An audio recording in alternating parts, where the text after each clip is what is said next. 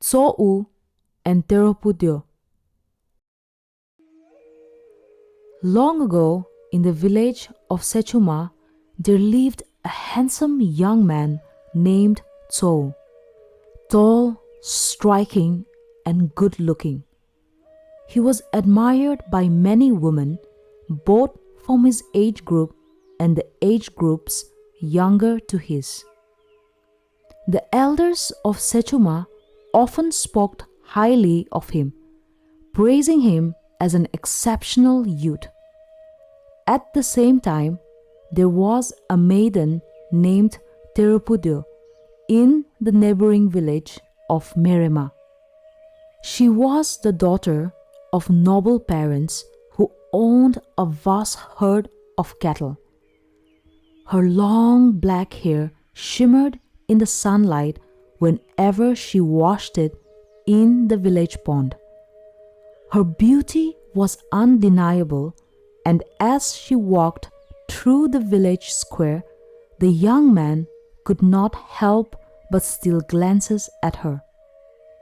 Tso-u's parents were wealthy as well, and he spent his days herding their cattle, searching for new pastures.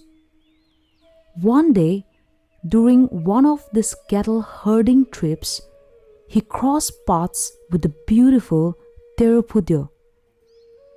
The two quickly fell deeply in love. They tended their herds together, meeting as often as they could. Many afternoons were spent sitting on a stone slab conversing while their cattle grazed nearby.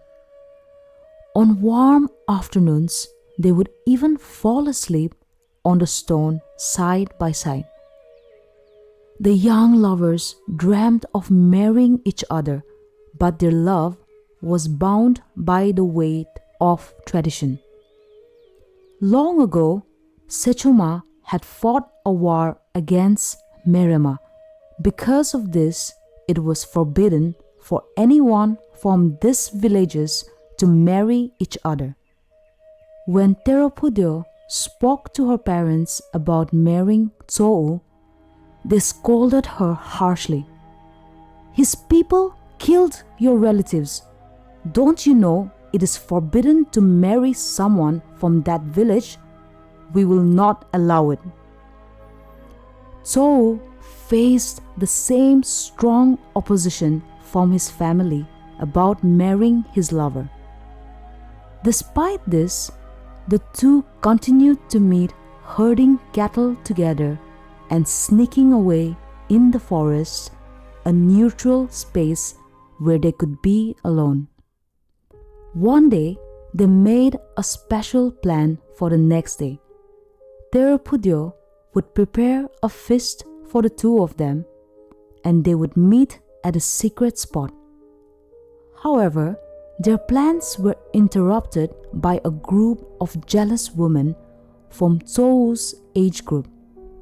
These women, who were in love with Tso-u, was resentful that he had chosen a woman from another village. They found out about the meeting and decided to act. They deliberately delayed him by holding on to his leggings and trapping him. Tso-u struggled fiercely to break free, but the woman held on with great determination. Hours passed by as he fought to escape, but they refused to let go. Meanwhile, Terhuopudü waited for a long time, but her lover never showed up. Her good mood faded and a deep hurt grew within her. She began to believe that his absence meant he had betrayed her and was playing with her feelings. The pain overwhelmed her and she wept for the rest of the day. In her sorrow, she took a leaf, shaped it into a small cup, and collected her tears. Still heartbroken, she decided to go home, leaving the leaf with her tears on a stone as a symbol of her grief. As she finished herding her cattle, Tso-u suddenly appeared, rushing through the trees to meet her. He spoke to her, pleading for her to stay, but she said nothing. He begged her again, urging her not to leave, but her mind was set. She had chosen to believe that he had betrayed her. Desperate, Tso cried out, "Terhuopudü, even if you won't come back to me, please look back just once." When she glanced back, he lifted the leaf with her tears and drank them in front of her. Yet, even that act did not melt her heart. After that day, their meetings came to an end. It was incredibly hard for both of them. They could not defy their parental ban on their marriage, but the hardest part for Terhuopudü was the betrayal she believed Tso-u had caused her. However, fate gave them one last chance to meet. One day, Tso discovered that one of his cows was missing.